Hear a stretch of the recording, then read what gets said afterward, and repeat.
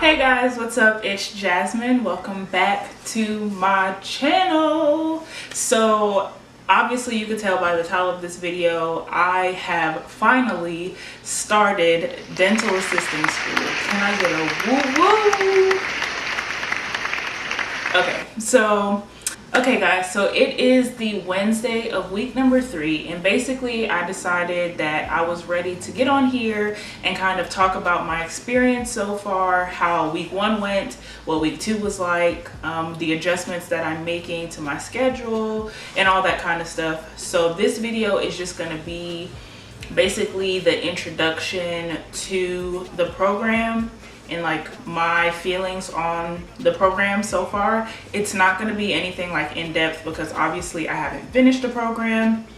I haven't learned everything. I haven't started clinicals or anything like that. So this video is just going to be the basics. So if you're looking for more of the in-depth type of stuff, I found a couple videos from a couple other people on YouTube, and I can maybe link their videos down below. But if you don't want to go watch theirs, then just stay tuned. Give me a couple months to get deeper into my program, and I will talk about all of that stuff in the time coming up. So if you're interested in hearing about how these first 3 weeks went and what I've learned, what I'm changing, then just keep on watching. So as usual, I have some notes written on my phone. So if I'm looking down, it's because I'm looking at my phone. If I'm looking to the right or my right, your left, if the camera's flipped. But basically, if I'm looking to my right, it's because my viewfinder is right here. So I'm making sure that I'm recording and that I'm still in focus, and I'm also reading off my notes. But I'm gonna try to look forward as much as possible. So basically, to start it all off, I'll talk about my first week of classes. Classes started on August the 13th. They started Monday morning. For our first 2 weeks of school, we had a little bit of a different schedule as compared to our semester schedule. So for the first 2 weeks of school, classes start at 8 o'clock in the morning and they end at 1 o'clock in the afternoon. So the 4 classes that I'm taking this semester are biology, dental anatomy, chairside dental assisting, and that class has a lab, and microbiology and infection control, and that class also has a lab. So like I said, my schedule for weeks 1 and week 2 was that I got to class at 8 o'clock in the morning, I left at 1 o'clock in the afternoon, and that was how it went for Monday, Tuesday, Wednesday, and Thursday of those 2 weeks. We didn't have lab or anything like that. It was just strictly class for those, what is that, like 5 hours a day, 4 days a week. Now starting this Monday, obviously Monday of week 3, our schedule has gone to our normal semester schedule. So every day it's kind of a little bit different. On Mondays, well, okay, let me rewind a little bit. I'm getting ahead of myself. So there's 24 slots in my program. That means 24 students can join my program every year. But the laboratory space only has 12 seats. It can only physically suit up to 12 people plus our 2 professors, and having 24 people in there is just going to be too much for the space.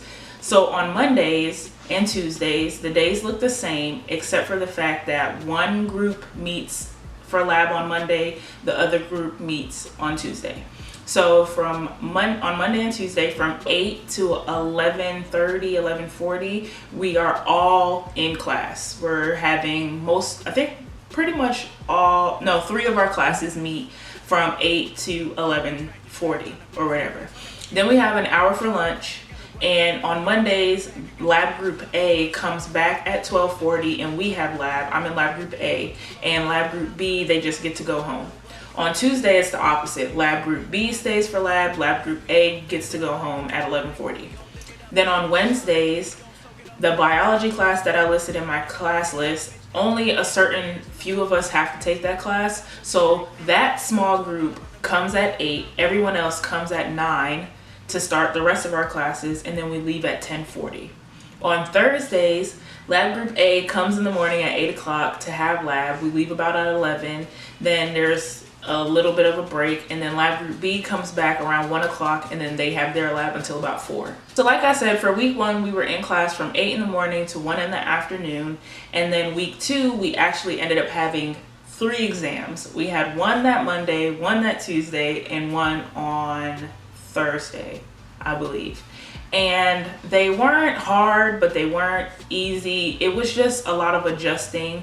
I've never been in a class in my entire academic career where we had an actual test on the second week of school. Like usually it might be like the third week, maybe even the fourth week, but never like the second week of school.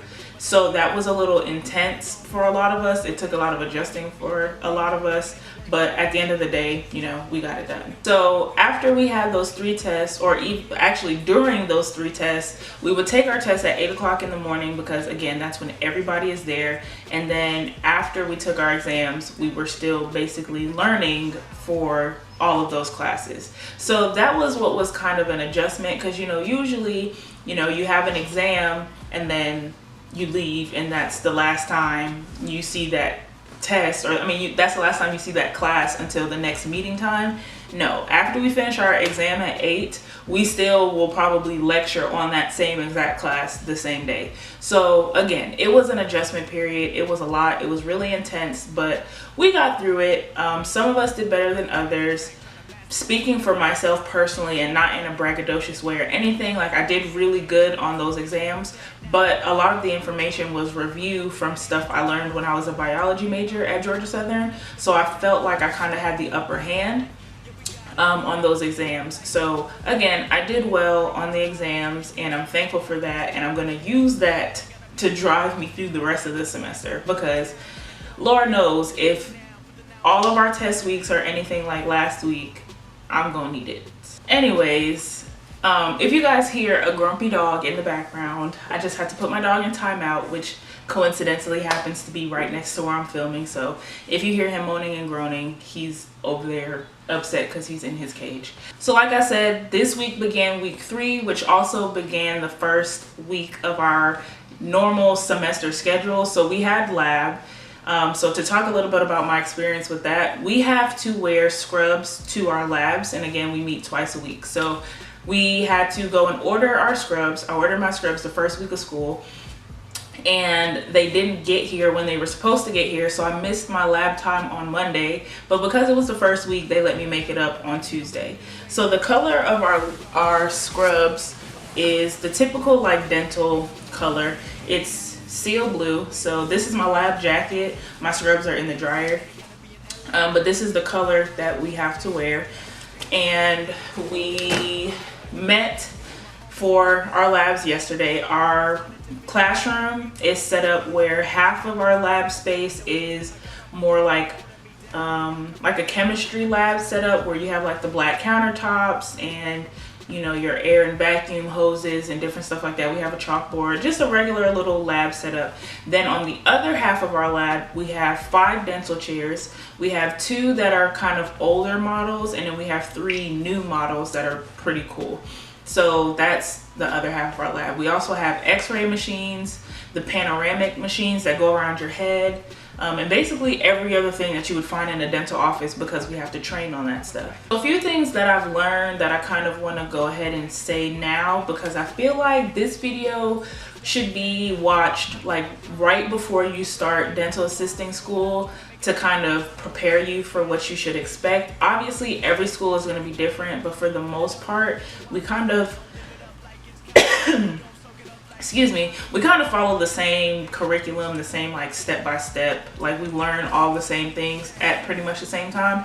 So the things that I've learned that I feel like would help someone just starting, especially if you haven't been in school for a long time, because that's the problem that a lot of my classmates are having, is that they haven't been in school for a long time, so they forgot a lot of this stuff. You need to get in learning mode as soon as possible. This program isn't like your regular college program where syllabus week is the first week and you spent all week going over the syllabus. Like, no. Day 1, we probably went over the syllabus for maybe 45 minutes, maybe an hour and 15 minutes. And then after that, the last 3 hours and some change of class, we were taking notes. Notes literally started on the first day of class, and if you didn't come in mentally prepared, mentally ready and warmed up to get to learning, then you probably got lost on the first day. And that's what happened to a lot of people. They came in thinking that the first day we were going to be coasting, playing games, get to know you. No, we did a get to know you game that lasted about 3 minutes. Then we then what happened? Then we did the syllabus, and then we literally immediately went into our dental anatomy notes, and then dental assisting, and then micro, and then we went home. We stayed the whole time, every day. We never leave early, ever. And if we do, it might be like 5 minutes, it might be 10 minutes, but literally we never left early. The second thing I want to say is get acquainted with your classmates. I'm not saying y'all have to be the best of friends. Luckily, I came in knowing 2 people in the class already, so that was a good little, you know, relationship that we had, and we can lean on each other. But getting acquainted with my classmates was probably like the best decision I ever made. And then I took it upon myself on like day 2 of class to go ahead and make a GroupMe. If you don't know what GroupMe is, it's basically just this app that you can download on your phone. It makes like communicating with people a little bit easier as opposed to having to text them and stuff like that. It's literally just all in the app. And I've used it for other classes, so I brought it to my dental assistant class, and everybody loved it.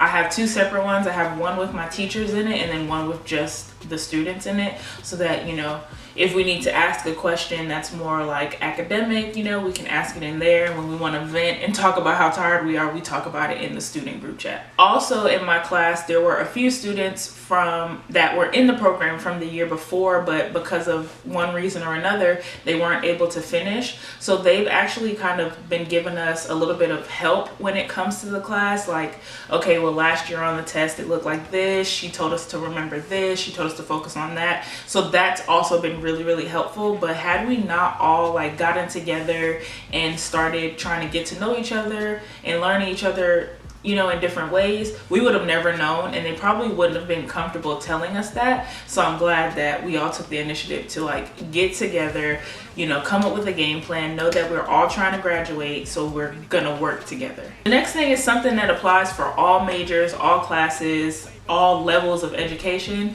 You really need to study your notes daily, especially with a program where you're constantly learning new information, because what we learn today, we probably won't even talk about tomorrow, but it will all be on the test next week. So if you're not reviewing your notes daily, then you'll probably end up forgetting stuff and having to cram the night before an exam. So what I was doing the first week of school, as soon as I got home from class, I would review for like an hour. Just simple, read through my notes, you know, circle things that I didn't understand, circle things that, you know, I might need to look up later. And then when I go to work and I have breaks and downtime, then I would go and actually study and look up that information. And I think that's one of the biggest keys and one of the biggest reasons why I did so well on the exam, because yes, I did learn the information previously, but I still hadn't reviewed that information in probably years or months, you know. So studying it every day and keeping that information fresh on my brain definitely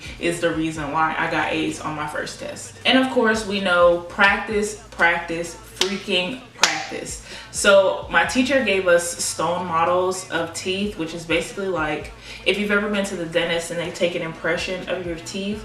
Well, she made us stone impressions. So she took impressions of like perfect teeth, which was just like a little plastic model she had, and then she distributed those stone models to everyone in the class. So that's been very helpful, like especially when we learn biting, you know, the different surfaces, the different numbers of teeth, the different names of teeth. Having those stone models and actually being able to look as opposed to trying to look on like a PowerPoint has been so helpful.